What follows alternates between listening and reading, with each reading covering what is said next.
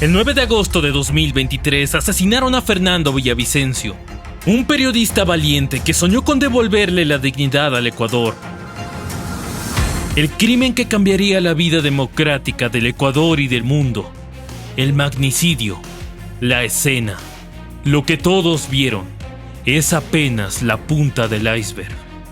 Debajo está lo que lo sostiene: redes de crimen organizado transnacional, estructuras narcopolíticas, un país que fue entregado a esas fuerzas.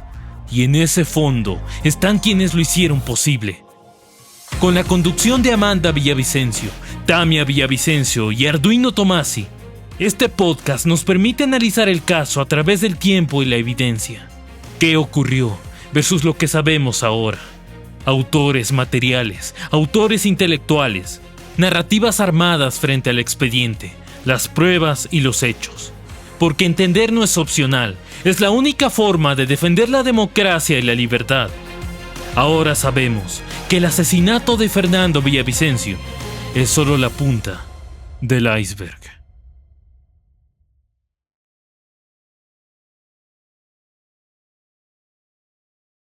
Ha sido asesinado en Ecuador.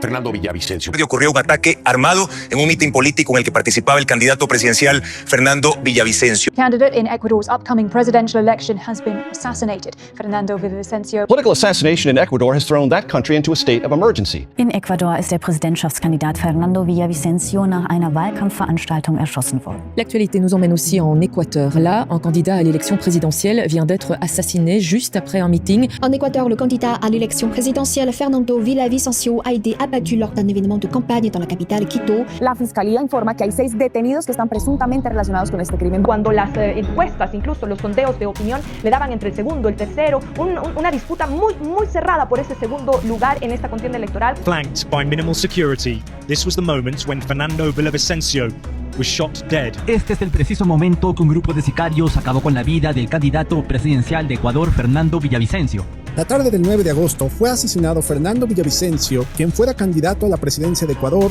al final de un mitin en Quito.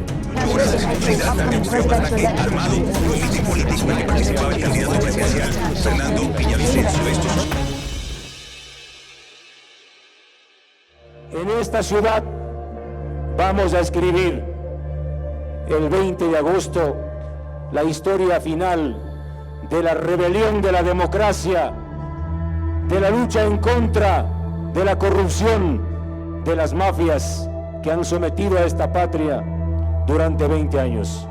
El 20 de agosto, compañeras y compañeros, se decide entre la mafia y la patria. O triunfan los mafiosos, o regresan los mafiosos, o la gente buena, los demócratas, la gente valiente, gana la batalla, gana la patria. Esa es la gran esperanza que yo tengo, que el 20 de agosto va a ganar la patria. Ya demasiado dolor han causado a este país en las últimas 2 décadas. Demasiado dolor acumulado, ríos de plata y de riqueza que han ido a bolsillos de delincuentes de cuello blanco, de guayabera e incluso delincuentes de poncho. Porque la corrupción no discrimina. En la corrupción hay delincuentes de todo color y sabor. Yo soy un hombre feliz. Mírenme. Soy un ser feliz. Porque la única felicidad que vale es aquella que surge del dolor más hondo. La felicidad que sobrevive y que se convierte en colectiva es aquella que nace del dolor, de la lucha, del sacrificio. Y yo soy un ser victorioso. Yo ya he ganado grandes batallas en contra de las mafias. Por eso soy un ser libre y victorioso. El solo hecho de estar aquí representando las más nobles causas de la gente buena de esta patria me hace un ser victorioso y feliz.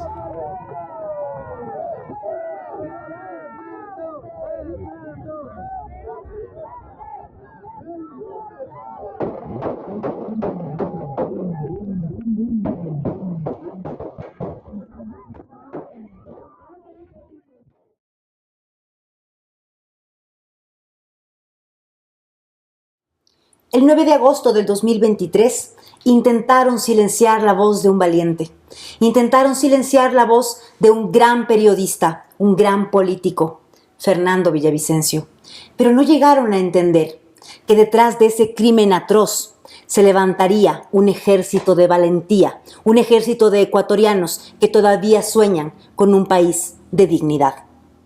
Yo soy Amanda Villavicencio y este es el podcast La Punta del Iceberg. Yo soy Tamia Villavicencio y creo que el mensaje más importante que les traemos ahora es que detrás de un valiente hay miles, que aquí está esta familia periodística levantando una investigación del crimen a tiempo real. Es algo que no se ha visto en otro lugar del mundo, en este país. Ante un crimen tan fuerte contra la democracia, nosotros decidimos levantar la voz, levantar la verdad y sostener esta hermosa frase de Fernando Villavicencio, que escribir es la victoria. Aquí estamos escribiéndola y pienso que estamos llegando a esa victoria.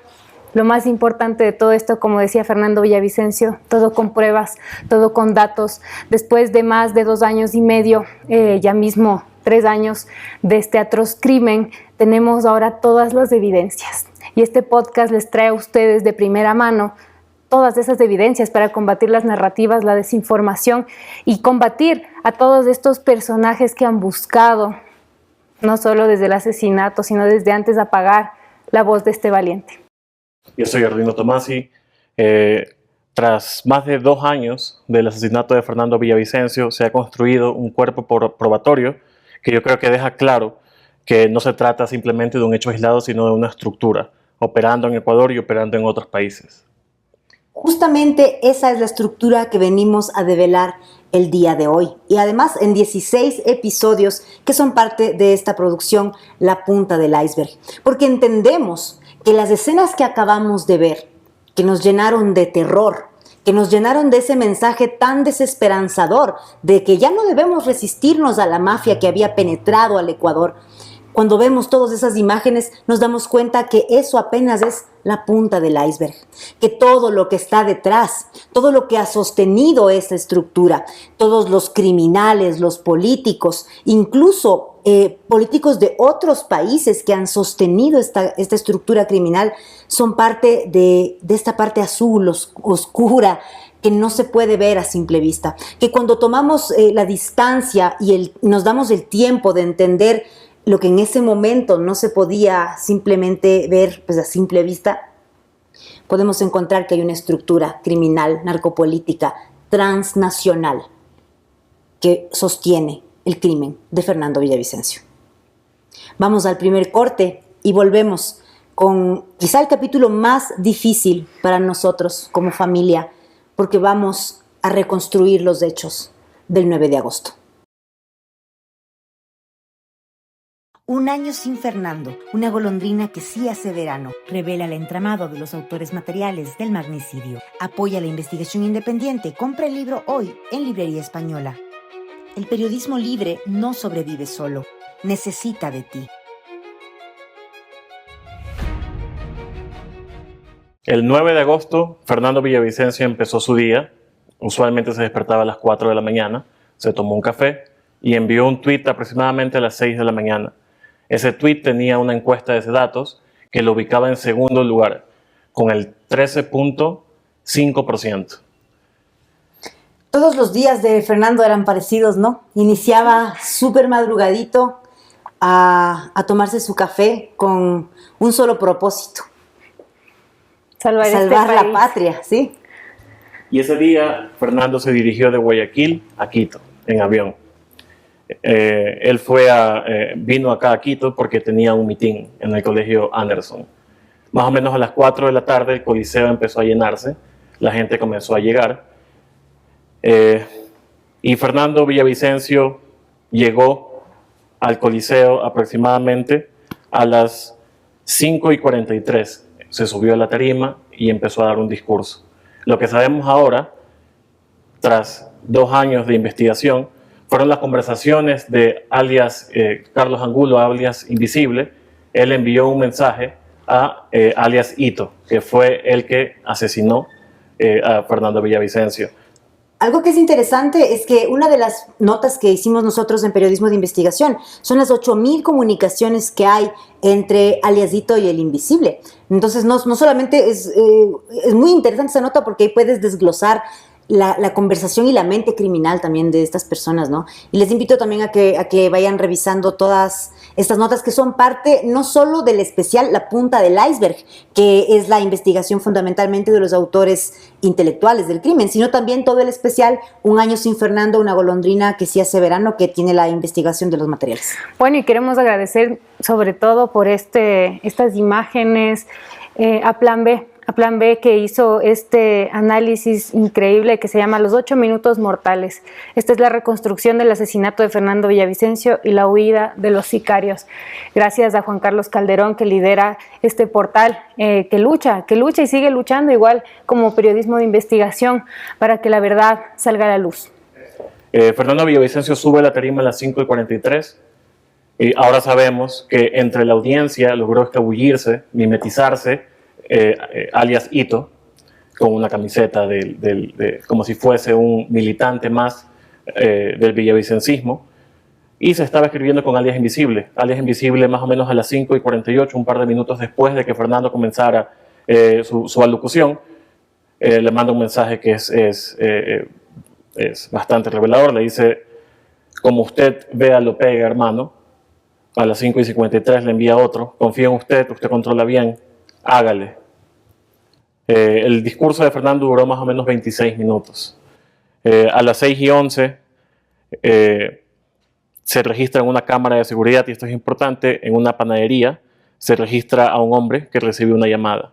Tenía un casco fosforescente y sale. Y un minuto después, a las 6:12 de la tarde, empieza lo que sería uno de los días más oscuros de la historia democrática del Ecuador. Así es, ese día cambia el rumbo de este país.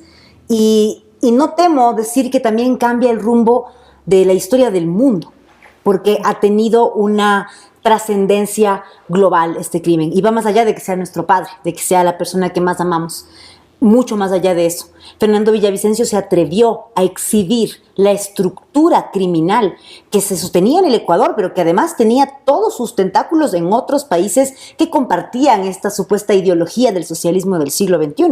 Pero bueno, parte del intento de este capítulo es no salirnos del crimen del día 9 de agosto. Así que cada vez que nos vayamos muy lejos intentamos regresar, porque esta reconstrucción de Plan B, que como ya lo dijo la Tamia, es pues muy fiel, no se queda solo ahí, ¿no? Nos hace saber también que a partir de los ojos de Águila y que todo lo que estaba ahí sucediendo, se puede identificar qué pasó con estas personas que fueron parte de la estructura que ejecutó el crimen contra Fernando Villavicencio. Y para mí, de lo más espeluznante y curioso es el momento del crimen. Hay este video atroz con el que pues empezamos este diálogo, en el que se puede ver cómo Fernando Villavicencio sale del Coliseo Anderson, del Colegio Anderson, y se enfrenta ya a lo que es el atentado en sí. Sí, bueno, y para esto hemos querido preguntarle a un experto cómo debía llevarse a cabo el protocolo de seguridad ese día. ¿Qué es lo que tenía que haber pasado para que Fernando Villavicencio pueda llegar a ser el presidente de los ecuatorianos? Lamentablemente, pienso que no se necesita ser un experto para darse cuenta de la negligencia terrible que hubo ese día en su seguridad. Se han hablado de anillos de seguridad y de que habían 3. Todos tenemos ojos y vimos lo que pasó ese día. Así que para esto también tenemos un un invitado en nuestro podcast que es Mario Pazmiño. Sí, antes de pasar con la entrevista del coronel Mario Pazmiño, hay esta frase que nos gusta mucho, ¿no? Como la delgada línea que hay entre la negligencia y el boicot, entre la negligencia y el complot. Y creo que después de todos estos años de dolor y de sufrimiento, ya no nos es tan delgada la línea, ya podemos identificar realmente quién es quién y quién hizo qué y por qué. Pero claro, dejaremos que la justicia vaya poniendo las cosas en su sitio. Ahora, sí. Yo estoy de acuerdo. Yo creo que en el límite el sabotaje y la incompetencia son indistinguibles, no se puede saber. Y, por ejemplo, en este reportaje, en esta reconstrucción que hizo Plan B, hay una imagen donde se ve exactamente la salida del Coliseo, está la calle y hay un parterre. ¿Cómo es posible, por ejemplo, que no haya habido, como un parte del equipo de avanzada del anillo de seguridad, un punto tan estratégico de un posible atentado? Hay un parterre y desde ese lugar se posiciona justamente aliasito para dar el disparo contra Fernando Villavicencio. Vamos a escuchar qué tiene que decir Mario Pazmiño al respecto. ¿Cómo fue la actuación del equipo de seguridad del candidato Fernando Villavicencio? Primero, para mi criterio, ahí no hay ningún equipo de seguridad. Es gente improvisada que está dando una protección supuestamente a una persona. Pero ahí no hay un equipo de seguridad, porque el equipo de seguridad tiene varios anillos. Y esos anillos se visten, bueno, dicho, se visualizan dentro de un escenario. Por ejemplo, voy a poner, si estoy en una zona en donde voy a dar un discurso, pues he mandado yo, previo a esto, un equipo de adelantada que se llama, o equipo de avanzada. Este equipo de avanzada lo conforman diferentes profesionales de seguridad que se encargan de hacer un barrido de todo el sector donde va a estar el candidato o va a estar esta persona protegida. Por lo tanto, se tiene asegurado eso. Ellos se permanecen ahí dando protección a esa instalación para que no exista nada. Pero adicional a eso, también realizan un ambiental que se llama en el perímetro para ver o detectar proximidades de diferentes grupos que puedan ser contrarios o diferentes personas que puedan realizar algún atentado, etcétera, etcétera, etcétera. Estos elementos es la parte inicial, lo básico. Segundo punto importante es la seguridad inmediata. La seguridad inmediata son aquellos protectores, son 5 generalmente, que están cubriendo la integridad física directa del candidato. Y esos 5 protectores, pues, tienen comunicación entre ellos, tienen adicional a esto el armamento listo, tienen también, uno de ellos tiene una cobija antibalas, un chaleco antibalas para proporcionar al candidato en caso de que se complique el asunto. El momento que este equipo se desplaza con el candidato, hay otro equipo adicional que es el encargado directamente de movilizar al candidato. Entonces, ese equipo, que me refiero yo, que es el que debería estar con el vehículo, tiene, primero, un vehículo blindado. Segundo, tiene un conductor especializado en técnicas de evasión y escape con vehículos. Tercero, este equipo permanece alrededor del vehículo, no permite que se acerque nadie al vehículo. Y a esto se suma el otro equipo de avanzada que está también en el área dándole una segunda protección o un segundo anillo. Son 3 anillos, sí, indudablemente, pero esos 3 anillos, más o menos, estamos hablando de unas 15 personas que son las que deberían haber estado en una protección a un candidato presidencial. ¿Se ve eso en ese video? En ese video no se ve nada, se ve que caminan 2 personas o 3 personas al lado del candidato, que van haciendo a un lado a la gente, sin regresar a ver a ningún lado, solo lo que quieren es llegar rápido al carro. En el carro no se sabe quién está, abren la puerta, meten al candidato al interior. Eso no funciona así. Tiene que haber un ingreso, pero haber corchado todos los accesos del otro lado del vehículo. Eso es una protección al candidato, y por eso es que esos 5 elementos que yo hablaba, que son de la protección inmediata, 2 o 3 de ellos van con el candidato abriendo los espacios, mientras la seguridad de avanzada retira a la gente que está ahí, y llegan al vehículo, pero en el vehículo ya está abierta la puerta del vehículo por un lado, y por el otro lado, los 2 accesos al vehículo por la otra parte están cubiertos directamente con 2 agentes. Así funciona, así es, y yo le digo porque yo era parte de la seguridad del Papa cuando vino acá, he hecho cargo de la seguridad de él, y así funciona todo el sistema. Otro tema delicado, la camioneta no era blindada. Esa es otra falla de seguridad gravísima, porque si es que no se tiene el vehículo, el candidato no puede moverse y no puede asistir a esa reunión. Ciertos policías han dicho que sí hubo anillos y que se cumplió con los protocolos de seguridad. ¿Cómo ve usted desde su experiencia?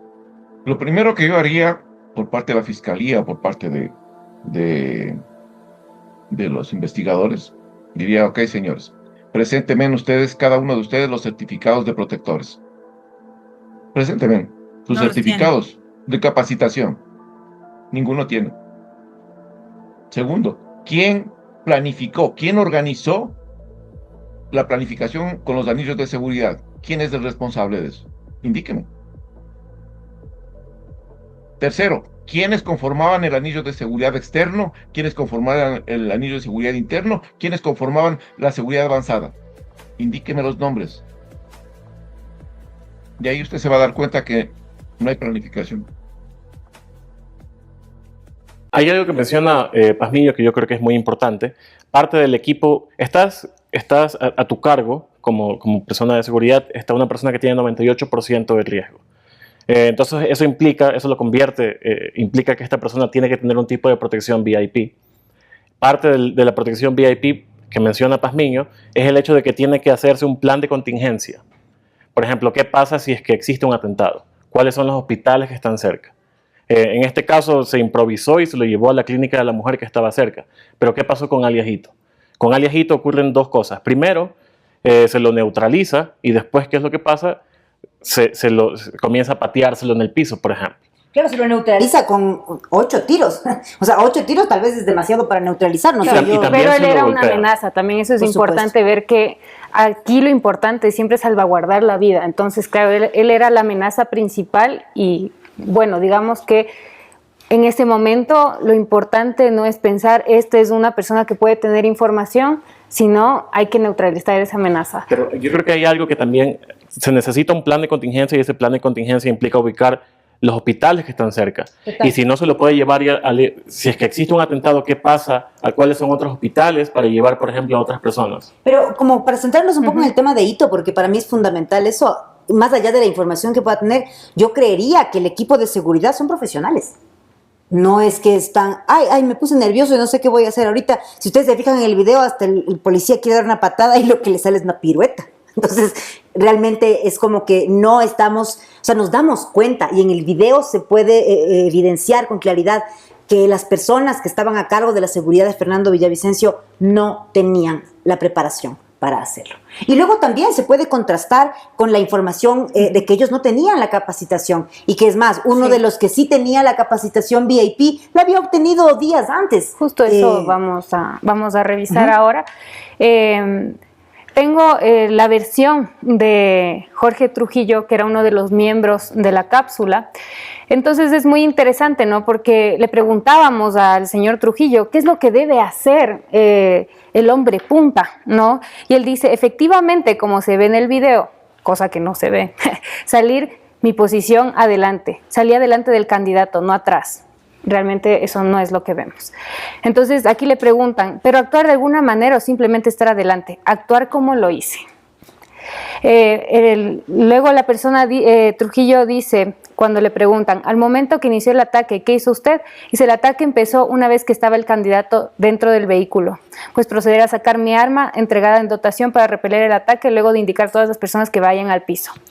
Como podemos ver, esto es totalmente falso y podemos ir a una siguiente, sí, al video también, y a la siguiente imagen en la que podemos ver la pregunta, ¿no, señor? Pero usted observó el video, era la pregunta. Pero ahí es que se puede... ahí te interrumpo, porque en la versión, cuando se le toma la versión a este hombre, estamos todos en fiscalía y está esto sucediendo, el tipo con el cinismo con el que está ahí mostrado en el documento que tengo ahí atrás, él dice que ha hecho todo bien. Entonces, yo exijo que se ponga el video para que, pues, a ver si estamos viendo todos el mismo video o yo me estoy inventando lo que estoy viendo. Y que diga cuál fue la asignación de roles, cuál fue el primer anillo. Porque además, la excusa que han tenido los policías en ambos testimonios, tanto Ceballos como Trujillo, es que todo se hizo bien, ¿no? Y que además, obviamente, Ceballos sostiene que él pidió muchas veces muchas cosas que no se le dio, pero él era el responsable de la vida de Fernando Villavicencio. Eso es importante de decir. Claro. Y creo yo que cuando esta persona, Trujillo, se le vuelve a insistir sobre, pero vamos a ver el video, y después de ver el video vamos a ver realmente si es que usted hizo lo que dijo que había que hacer. Pero cuando escuchamos al experto, a Mario Pazmiño, en la entrevista que acabamos de escuchar, él nos dice, o sea, no es nomás así. Alguien tenía que haber hecho un plan de contingencia, no solo de contingencia, un plan normal, porque en lo normal deberían haber personas cerrando la calle, impidiendo que los carros sigan pasando. Hay personas que deberían haber salido a ver que en el carro, cerca del carro, no haya nadie. Y también entramos en otras partes, ¿no? Como no había el carro blindado, qué pasó con las responsabilidades del CNE, todas esas cosas que, aunque son negligencias y ya hemos dicho que rozan con el complot, porque no se puede entender realmente qué es, que no le quita la responsabilidad a quienes ordenaron, planificaron y financiaron el crimen de Fernando Villavicencio. Bueno, por supuesto, y traemos estas imágenes para que ustedes las vean, son parte del expediente, son versiones. Lo interesante aquí es que tratan de cualquier forma de quitarse la responsabilidad. Entonces, primero decía que no, que primero el candidato llegó seguro a la camioneta y que luego le dispararon. Y luego no, luego termina aceptando que realmente lo que él hizo fue, el ataque empieza antes de que Fernando Villavicencio entre a la camioneta. Entonces, lo que ellos hicieron fue empujarle dentro de la camioneta, cerrarla y botarse al piso. Es una vergüenza. Para salvaguardar sus propias vidas. Es realmente una vergüenza. Y es complejo, ¿no? Cuando uno entiende la labor que tienen las personas que custodian la vida de otras personas, es tenaz, porque tienes que poner tu vida por la de la... Pero esa es tu profesión, tú la elegiste. Sí, ahora quisiera pedir la siguiente imagen, porque pienso que esta es la imagen que responde todo, ¿sí? El versionante, Trujillo, Jorge, uno de los... Además que había venido desde hace ya algunos años, cuando Fernando Villavicencio era asambleísta, dando la seguridad. Él dice que él sí tiene la capacitación para dignatarios, ¿no? Y cuando se le pregunta cuándo, aquí está la respuesta. La sacó en el 2024, después de que Fernando Villavicencio fue asesinado. Entonces, esta persona fue una persona que no estaba preparada para proteger a Fernando Villavicencio, y es desde aquí que también vemos estas negligencias, en la que también hay corrupción, ¿no? Si tú eres un funcionario y no estás capacitado para ejercer un cargo, y lo decía Fernando Villavicencio, eso también es corrupción. Entonces, vemos muchas cosas que se deben mejorar, de las que podemos aprender, y de hecho también conocemos que a partir del asesinato de Fernando Villavicencio se pedía ya estas capacitaciones para cualquier funcionario, se empezó a hacer obligatorias, ¿no? Y ahí también se crea la DIMPRO. Claro, pero también se revela, creo yo, que el Ecuador, o sea, fue sumergido, y para mi modo de ver, totalmente a propósito, en una desinstitucionalización tan tenaz que la policía no estaba lista para una cosa así, que las investigaciones, los investigadores no estaban preparados para algo así. Y claro, pero yo pienso que es obvio, ¿no? En un país destrozado por el crimen organizado, entregado a las mafias, en donde los carteles internacionales como Jalisco Nueva Generación, o el cartel de los Soles, o el cartel de Sinaloa, todos estos cárteles disputándose territorios, era inminente que en algún momento iba a pasar esto. Ya veníamos viendo que históricamente pasaban cosas en el Ecuador y crímenes contra políticos. Yo creo que en esas elecciones era evidente que algo podía pasar, y aún así el país no estuvo preparado. Y como una vez más voy a decir, aunque hay todo este ejército de negligencias, no se les quita la responsabilidad a quienes organizaron y planificaron el crimen de Fernando Villavicencio. Quienes ejecutan ellos son gatilleros, son como el último eslabón de una cadena de mando que viene desde mucho más arriba. Son personas descartables, si no eran ellos iban a ser otros. Y es verdad, estamos en Ecuador, no estamos en Suiza, y Ecuador es un estado muy debilitado. Recién a raíz del magnicidio de Fernando comenzaron bueno, vamos a ver cuáles son los estándares internacionales para el protocolo que deberían tener los candidatos con respecto a su protección. Pero aún así es bastante desprolijo y yo creo que cualquier persona que forma parte del sistema de protección a víctimas y testigos sabe muy bien que para empezar los policías ni siquiera tienen asignado motos ni motorizados, ni siquiera tienen asignado un presupuesto para almorzar. Eso lo tienen que hacer los que son parte del sistema de protección, son quienes tienen que darle a sus policías asignados movilización, inclusive hasta para el almuerzo. Por supuesto, y creo que hay algo muy importante y lo estamos diciendo. No estábamos preparados para lo que pasó. El Estado no estaba preparado. Tampoco hubiera estado preparado y mucho menos para lo que debía haber pasado ese día, y por eso quiero pedir la siguiente imagen, donde en un testimonio rendido ante el FBI, Jules Castaño, uno de los sicarios colombianos que fue asesinado en las cárceles, él comenta que habían una reunión, el día anterior una reunión donde habían 30 personas, entre 25 a 30 personas que tenían y que iban a participar en toda esta estructura, en la parte material. Esto es terrible. Además, también confirma que lo que se pretendía era hacer el atentado dentro. Tenían granadas. De hecho, botaron una granada ese día, la cual no se detonó. O sea, además, tenemos que ver, habían armas largas, fusiles, subfusiles, armas cortas también. Ellos iban a hacer una matanza. Y ese día salieron mal algunas cosas, por ejemplo. O salieron bien, ¿no? O sea, a ellos les salieron bien para que... Sí, claro, les salieron mal a ellos de algunas cosas, y por eso también pido la siguiente imagen. Ahí también ellos dicen, bueno, ese día todo salió mal, dice el Jules Castaño. Él comenta que al final no pudieron traer a todas las camionetas y las motos que tenían que estar para luego hacer esa evacuación, porque iban a hacer una masacre. Yo les digo a todos ustedes, solo piensen que ese día, donde todo salió mal para ellos, hubo 3 heridos de bala, ¿no? Entre servidores policiales, personas que habían ido, 2 asesinados, Fernando Villavicencio y el sicario que tenía 18 años. Es terrible. ¿Qué hubiera pasado si realmente hubieran concretado su plan? El objetivo de ese día era doble. Era, por un lado, el magnicidio y por otro lado era un acto de terror. Así es. Porque si detonaba, el atentado lo querían hacer dentro del Coliseo, que hubiese sido evidentemente un acto no solo de matanza, pero un acto de terror, porque lo que están haciendo no es matar simplemente, están enviando un mensaje político. Por supuesto, yo creo que el mensaje, y lo hemos puesto y lo hemos escrito, era ya no se resistan. Si este es el líder con el que ustedes quieren combatir al crimen organizado, miren cómo lo volvemos dañicos a él y a ustedes. Voy a mandar un corte comercial en este momento, pero al regreso de este corte vamos a conversar con una gran amiga, una persona que estuvo ahí en la vida de Fernando desde antes de este día horrible. Ella fue asesora de comunicación de Fernando Villavicencio en la Asamblea Nacional y también en la campaña, y ella estuvo presente el día del magnicidio. Volvemos con Maite Montalvo.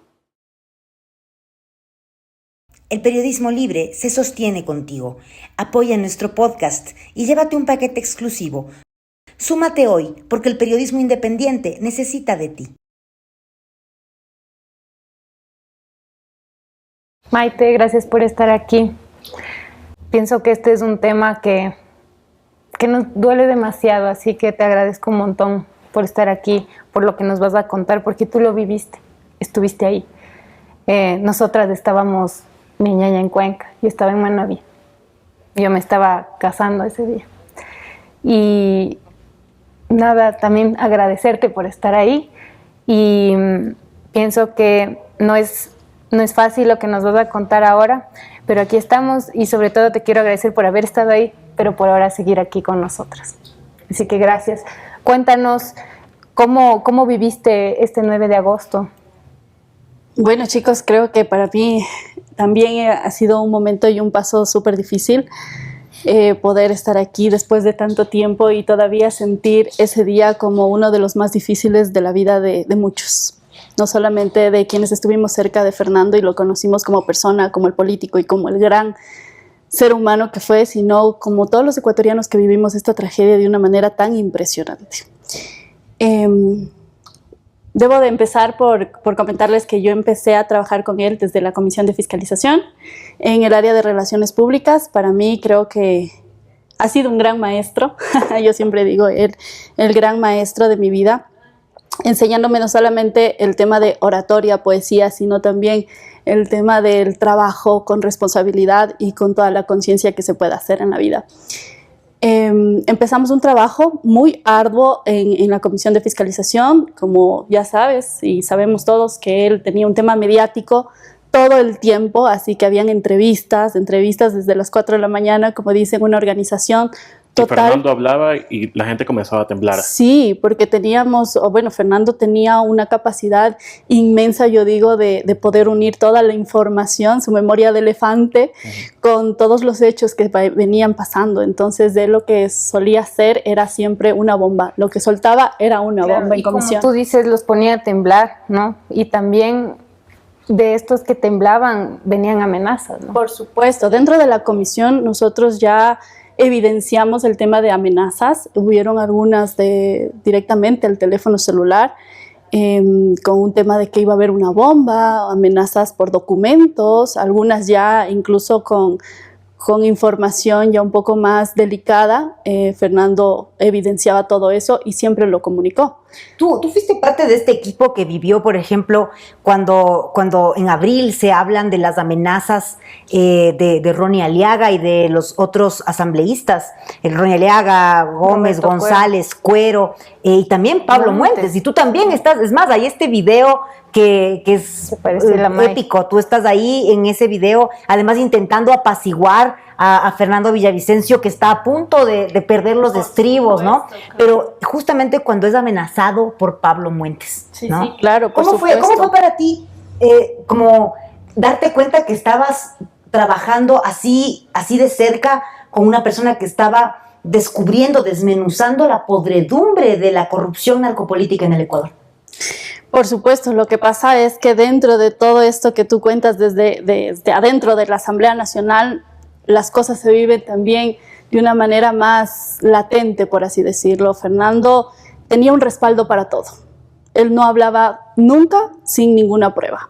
Así que todo lo que él decía iba teniendo una cadena de lógica y de secuencia. Y por eso era una amenaza. Muy real. Entonces, las personas que estaban siendo evidenciadas se veían en un enfrentamiento que no lo habían tenido nunca en su vida. Yo quiero preguntarte del día en el que Fernando exhibe la foto de la narcopiscina, porque ese fue un momento, yo te digo, yo trabajaba con él, pero yo desde la virtualidad. Entonces era el rato que íbamos a publicar la foto, yo le decía, ¿estás seguro de lo que vamos a hacer? Cuando luego ya le veo en rueda de prensa, enfrente de toda la asamblea, con la foto impresa en A3, cuéntame cómo fue el momento en el que Fernando exhibe la foto de la narcopiscina. Así fue, él me dijo, bueno, vamos a tener una rueda de prensa a tal hora. Organizábamos siempre con algunas horas de anticipación, desde las 4 de la mañana. y él me dijo, vamos a imprimir esto, hagamos todo este tema del papeleo. Y recuerdo claramente que se convocó a todos y como ya sabemos y les comento, nosotros hacíamos una convocatoria, inmediatamente todos los medios cubrían, había información, toda la gente quería saber qué decía Fernando Villavicencio, ahora a quién iba a mostrar y qué es lo que iba a decir. Entonces, en la rueda de prensa pasó algo súper fuerte, que justo pasó Ronnie Aliaga por al lado. Fernando tenía la foto y lo que hace es decir, aquí estoy hablando de ti. Pues ven. Entonces todo el mundo veía todo esto, todos estos enfrentamientos, y esto hacía que justamente esta gente que hay detrás de todo este iceberg sentía una amenaza constante. Igual en la situación que fue en la Asamblea Nacional, con Muentes pierden los estribos. Entonces ellos simplemente se dejan llevar por la emoción y quieren enfrentar a Fernando de todas las formas posibles. Obviamente habían formas que no les permitía. Entonces Fernando siempre iba de la manera más inteligente, que era con todas las pruebas, evidenciándolos y desmantelando toda esa información que ya no tenía cabida con cada uno. Hay como veo, llega a ver hasta casi una normalización de las amenazas, ¿no? Sí. Como estar todo el tiempo enfrentándote a esto. Entonces, este 9 de agosto, ¿cómo fue para ti? Como una nueva amenaza, porque también hubo otros atentados y sabemos ahora por ciertas versiones que se intentó antes también en Santo Domingo y no pasó. Entonces, me gustaría saber cómo fue para ti con toda esta normalización, que qué horrible tener que decir esto de la violencia, de estar cerca de una persona que está en constante amenaza. ¿Cómo recibes la noticia del 9 de agosto? Claro, por supuesto, como tú dices, como bien lo dices, empezamos a vivir ya una constante amenaza en todo momento, mediáticamente, por medios, por correos, por redes sociales, en todo lado. Entonces, era una forma en la cual no debería ser, pero empezamos a normalizar la violencia, las amenazas, el miedo, el susurro. Teníamos tanto miedo de querer que no pase nada con Fernando. Queríamos cuidarlo a toda forma que se podía, con información, con mucho cuidado, con el tema de seguridad. Y claro, luego se viene, después de la asamblea, ya el tema de la campaña presidencial, que viajamos por todo el país y era una euforia cada vez tremenda. O sea, Fernando se paraba en un escenario y como su último discurso también lo iba replicando en cada situación, con cada esencia, en cada lugar, con cada persona, despertando los corazones y la conciencia de una manera impresionante. O sea, si hay algo que yo no me puedo olvidar de él, es como con una palabra podía levantar a toda una provincia. Y eso es bastante curioso porque por un lado estás denunciando lo peor de la narcopolítica y de las mafias del Ecuador, y por otro lado Fernando era un gran orador. Me parece que tiene una capacidad de articular mensajes de forma literariamente valiosa. Entonces tienes, por un lado, denuncias la narcopolítica y lo peor del Ecuador, y por otro lado traes sobre eso la idea de que no puede ser así, esto no está bien. Y lo construyes un mensaje bastante esperanzador, lo cual quisiera preguntarte sobre ese contraste. Un contraste, me parece, una distancia bastante violenta entre este discurso esperanzador que dio especialmente ese día. Ese día Fernando dio uno de los, creo que, mejores discursos que ha dado, y luego de un par de minutos ocurre lo que ocurrió. Entonces el contraste entre este mensaje de esperanza. Sí, había algo que él solía decir, y era que en el dolor de la gente él se reflejaba y encontraba el valor de seguir luchando. Y eso era lo que le permitía a él conectar un mensaje de lucha, de fuerza contra quienes desmantelaba, y una palabra de amor y esperanza y de trabajo, de que todavía se podía hacer las cosas. Él decía en algunas situaciones y entrevistas, le preguntaban, ¿tienes miedo? ¿No te da miedo? Mejor haz silencio. Y él decía, si yo no lo hago, no lo voy a dejar que lo hagan mis hijos. Así que él llegaba de una manera distinta a las personas y la gente lo vio. La gente lo sintió sobre todo. Así que esto se empezó a levantar en todo el país. Él era esa golondrina que estaba levantando todo un país. Y esta gente que tenía todo este miedo de seguir siendo desmantelado y sobre todo perder el control para seguir haciendo de las suyas, pues veía que era una amenaza. Era una amenaza constante, que seguía subiendo sin importar qué hacían en contra de él. Sí, este 9 de agosto, después de este discurso tan potente, que además yo lo tenemos publicado íntegro en nuestro canal de YouTube de La Fuente Periodismo de Investigación, que además ha sido un video que lo miro lo desmenuzo. Me gusta escuchar las últimas palabras de mi padre, lleno de ternura, lleno de esta energía de Ecuador de valientes, vamos a salir adelante y vamos a vencer este 20 de agosto. Tú estabas ahí, acompañando en tu trabajo. ¿Qué pasó? ¿Qué pasó? ¿En qué momento este ambiente de victoria y de amor se transforma en el día más oscuro de la democracia ecuatoriana? Pues el último evento fue para nosotros, o para mí, en el tema profesional, uno más de todos, ¿no? Uno más donde teníamos miedo, pero también había la emoción, también había la gente, también había la euforia. Y en este último evento pasó justamente esto tan especial que dices. Fernando pudo decir lo que él ya había hecho. Él ya había vencido. Él ya había escrito y él ya había desmantelado y dejado todas las situaciones estructuradas también para que no haya más falsas situaciones en el Ecuador.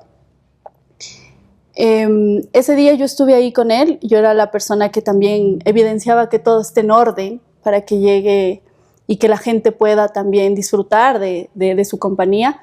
Así que estuvimos con mi equipo de comunicación, cubrimos todo el evento y en un momento, en la salida,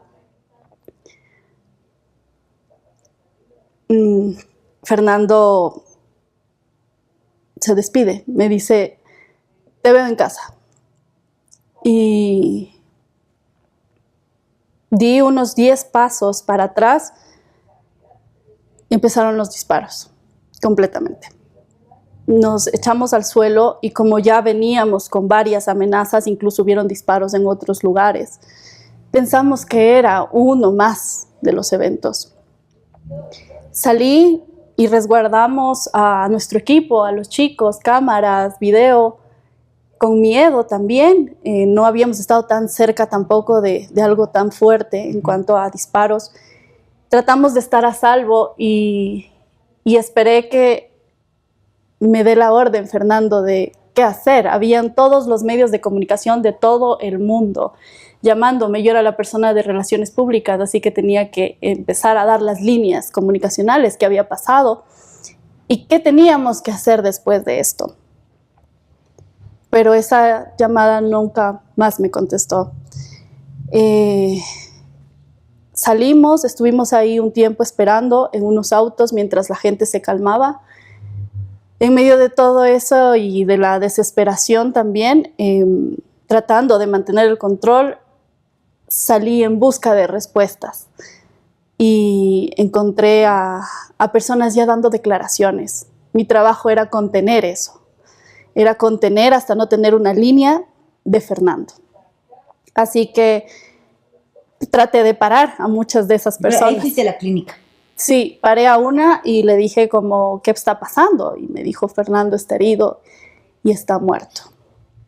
Entonces yo no lo pude creer, salí corriendo. La verdad es que hay muchos momentos de ese día que no tengo tanta claridad porque el dolor y todo nos nubla el conocimiento, la conciencia. Así que salí corriendo, llegué a la clínica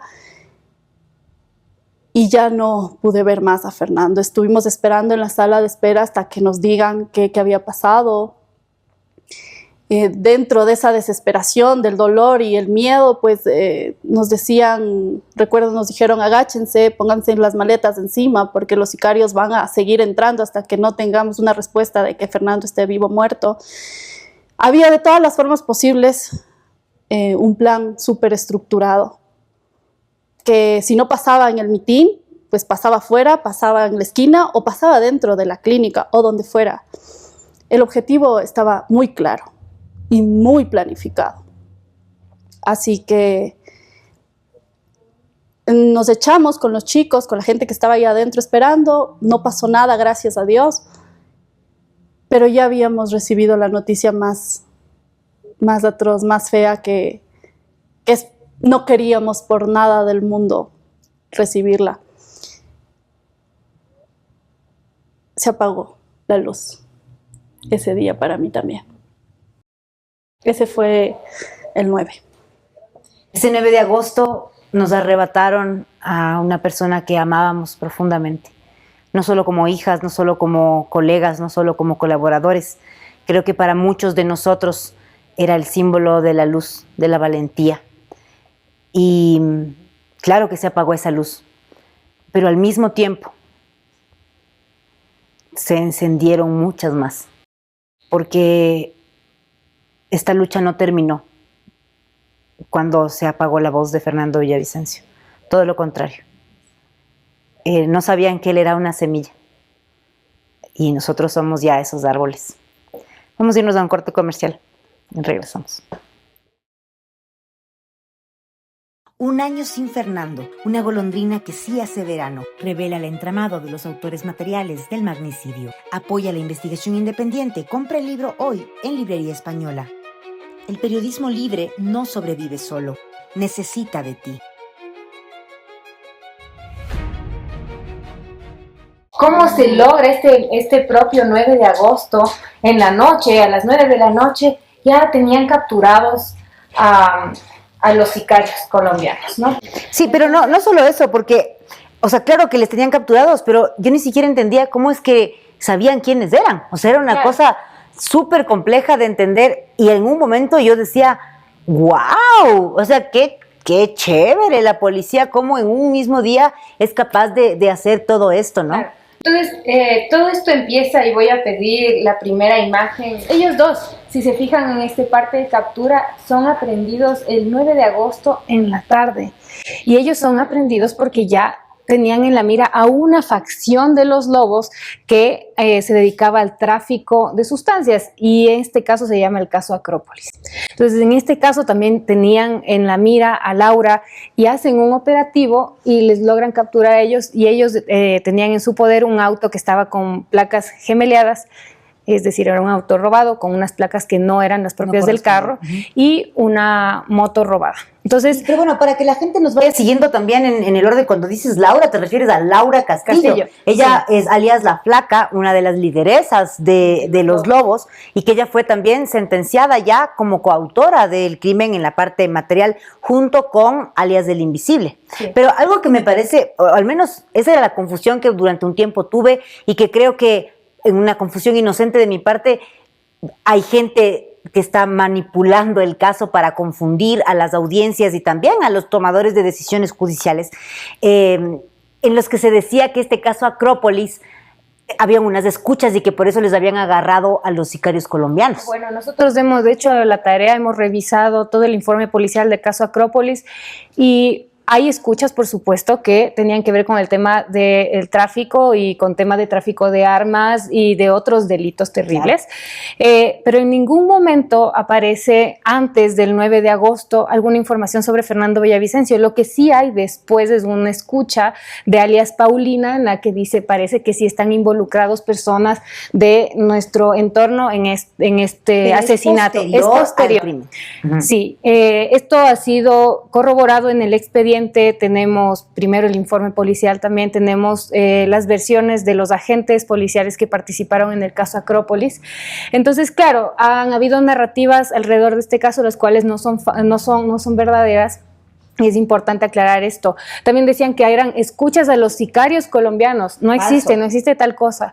De hecho, en el caso Acrópolis, la primera vez que ven la placa que luego aparece en la panadería. Entonces, claro, no los tenían mapeados a estos sujetos. Entonces, bueno, aquí tenemos la captura. Si podemos ir a la siguiente imagen para que puedan ver cómo fue la aprehensión. Ahí tenemos a estos dos sentenciados con este auto que además se había usado para hacer seguimientos el día anterior cerca del Coliseo del ex Colegio Anderson. Parte de esta estructura de más de 30 personas que iban, o sea, que iban a ser parte del atentado en particular. Por supuesto, y ahí repetimos, se cayeron dos, igual siguió la estructura. Entonces, no es como decía Ordeno, son descartables. Y qué fea palabra, ¿no? Pero a lo que se refiere es que son descartables dentro de esta estructura criminal. Pero no nos olvidemos que en las investigaciones ya del caso Metástasis se llega a conocer que los sicarios son llamados kamikaze. ¿Qué significa? Que ellos saben desde el principio que van a ser descartados, que ellos saben desde el principio que no van a llegar con vida, que ellos van a entregar su vida en esta misión de horror. Claro, que en este caso era el magnicidio de Fernando corroboran en los testimonios que dan ante el FBI. Ellos dicen que ellos saben que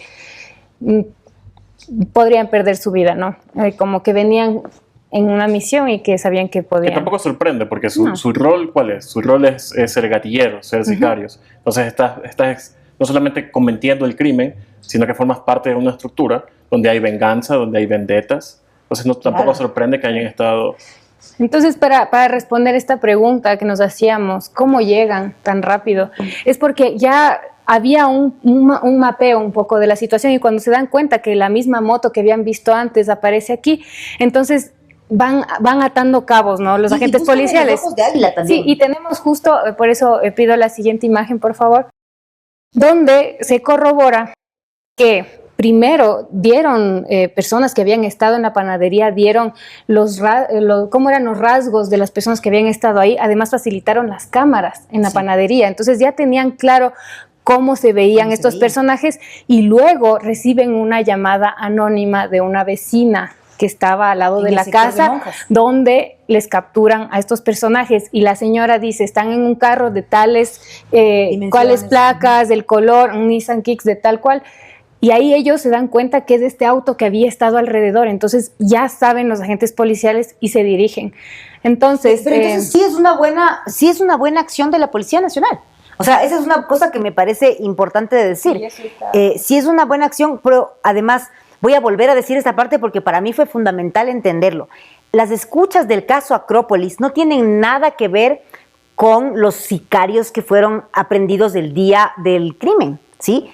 Pero hay mucha gente que intentó tergiversar esa información. Y ahora entendemos, además, con el dispositivo de este ex agente policial, Rodney Rengel, ahí se ve los audios, ¿no? Ahí podemos ver las transcripciones en las que él habla de este caso, por ejemplo, con Rafael Correa, y le cuenta y le dice, no, es que hay una persona que me habría dicho que había información en este caso que fue suprimida, eso es lo que decían, ¿no?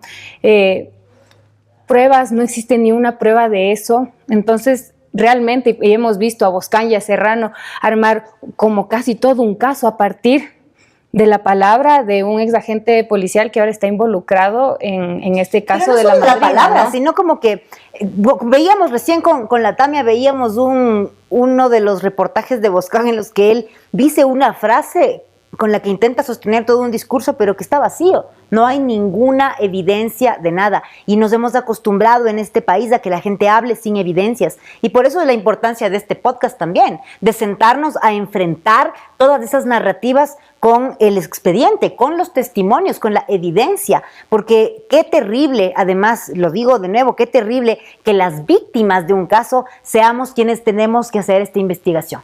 Claro, y recuerden que todo esto que hemos dicho de los audios, ¿no? Estas transcripciones de este exagente, las vamos a presentar. Hoy nos hemos centrado en el día del crimen y claro, cada vez que tenemos nueva información no podemos dejar de alimentar ya la mirada de todo lo que pasó ese día. Por eso sí, claro, traemos cosas que estamos aprendiendo ahora, que estamos viendo ahora, pero que todas nos dan esta gran imagen de cómo se hicieron estas narrativas, ¿no? Cómo se tejieron estas narrativas, sobre todo queriendo deslindarse de estas responsabilidades, lo cual nos parecía como tan extraño que aparezca Serrano de la nada a hacerse el experto del caso. Pero ¿por qué este señor está hablando de eso? ¿Por qué tiene información privilegiada de fuentes policiales? La verdad, esa información privilegiada no existe. Y algo que me parece súper importante, porque aunque lo vamos a decir en el primer capítulo, es un poco la idea de todo el podcast y lo iremos atando, es que el asesinato de Fernando Villavicencio, el magnicidio de Fernando Villavicencio, no fue un hecho aislado, no fue un crimen de delincuencia común como intentaron posicionar en muchos momentos, sino que detrás de este crimen hay una estructura narcopolítico, criminal, transnacional, pero que se puede ver en un ejemplo cortito. Podemos ver cómo hace pocos días el presidente de Colombia, Gustavo Petro, difundía información de la IA, que según él no debe haber sabido, pues que es ahí falseada, decía Telefarino Telefarino en vez de Telemundo, en la que intentan posicionar narrativas con medios públicos colombianos en la cuenta del presidente y en relación de Colombia, al magnicidio, en relación a las narrativas de quienes están siendo ahora investigados por el crimen. Entonces nos damos cuenta que detrás de este crimen, que apenas podemos ver la punta, hay toda una estructura, pero que Fernando ya la había evidenciado. Esto no es nuevo. Y todas las personas que nos están viendo y que conocen la carrera de Fernando Villavicencio entienden que Fernando Villavicencio ya lo dijo. Y por eso él tenía esta frase tan potente, ¿no? El correísmo nunca volverá. porque el correísmo se convirtió en la bandera de estos mafiosos que lo que decidieron fue entregarle el país al crimen organizado transnacional. Recordemos también, dentro de esta estructura, cuando López Obrador, expresidente de México, también metió su cuchara, cuando ellos son responsables de toda esta franquicia que hay ahora de los cárteles mexicanos acá en Ecuador. Y entonces, que está vinculada además con el caso, ¿no? Tenemos a los Lobos vinculados al cártel Jalisco Nueva Generación, luego tenemos a un Willy y a un Pipo tratando de ensuciar este caso también, ¿no? Y vemos cómo además los Tiguerones y los Lobos son ambos franquicias del cártel Jalisco Nueva Generación, y Fernando Villavicencio había denunciado los vínculos de Leandro Norero también con el cártel Jalisco Nueva Generación. Algo que es triste es ver que esto ya se había repetido en la historia en otros momentos. Claro, esto de aquí, creo que Colombia tiene mucha historia al respecto. Por ejemplo, Galán fue asesinado. Galán es importante, y yo sigo pensando que el primer tuit de Fernando Villavicencio ese 9 de agosto a las 6 de la mañana lo posicionaba segundo. Estaba creciendo y todavía ni siquiera se daba el primer debate. Yo me imagino cómo hubiese sido el primer debate presidencial con Fernando Villavicencio. Los hubiese destrozado a todos. Y la única opción que tenía Fernando era seguir creciendo electoralmente, que era lo mismo que tenía Colombia con Galán en el 89 cuando fue asesinado. Y con Miguel Uribe, ¿no? Y que también se enfrentaba a las mafias narcopolíticas. Sí, y tenía una plataforma bastante similar a la de Fernando Villavicencio: extraditar a los Estados Unidos a los narcos, que ya sabemos quién se opone. Rafael Correa se opone a la extradición bajo la parafernal y ese concepto abstracto de soberanía.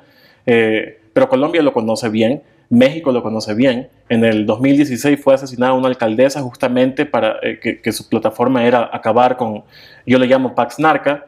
Hay otros términos como acuerdos o pactos de tolerancia. Yo sé que estás ahí. Abrazos y no balazos. ¿Qué pasó, por ejemplo, cuando recién lo capturaron, le dieron de baja al Mencho, por ejemplo? Estalla la violencia. Entonces, para que no estalle la violencia, o esa es la excusa, bueno, vamos a hacer estos pactos de tolerancia, que es lo que tuvo Rafael Correa. Y ahora podemos verlo en un ámbito más cercano todavía, que es el asesinato de Miguel Uribe. El asesinato de Miguel Uribe. La misma plataforma. Y lo particular de Miguel Uribe, igual que Fernando Villavicencio, es que los dos eran incorruptibles. Miguel Uribe jamás iba a hacer estos acuerdos de tolerancia. ¿Por qué? Porque su madre fue asesinada precisamente por el narcotráfico. Jamás lo iba a hacer. Estas historias de sangre, de violencia, de destrucción de la democracia, no pueden seguir siendo estadísticas, no pueden ser números. Por eso este trabajo de esta familia periodística que ha quedado en la orfandad, pero que ha aprendido a levantarse de las cenizas, realmente es necesario. Yo les agradezco a todos los que nos han acompañado el día de hoy, a la producción, a todas estas hermosas mujeres valientes que nos acompañan cada día para construir este pequeño escenario en el que queremos decir la verdad. Este es el primer capítulo de este podcast. Creo que se vienen cosas muy potentes, muy poderosas, y tengo una sonrisa en lo más profundo de mi corazón, porque aunque es un caso horrible lo que estamos desmenuzando, estoy segura que nos ilumina la luz de la verdad, que nos ilumina la luz de nuestro Padre, que nos acompaña en traerle un poco de transparencia a este país. Lo único que quiere esta familia es que esto no se repita, ni en ninguna familia, ni en ninguna democracia. Yo soy Amanda Villavicencio, Tania Villavicencio, Arduino Tomasi, y esto fue La Punta del Iceberg. Un año sin Fernando, una golondrina que sí hace verano, revela el entramado de los autores materiales del magnicidio. Apoya la investigación independiente. Compra el libro hoy en Librería Española. El periodismo libre no sobrevive solo, necesita de ti. El periodismo libre se sostiene contigo. Apoya nuestro podcast y llévate un paquete exclusivo. Súmate hoy, porque el periodismo independiente necesita de ti.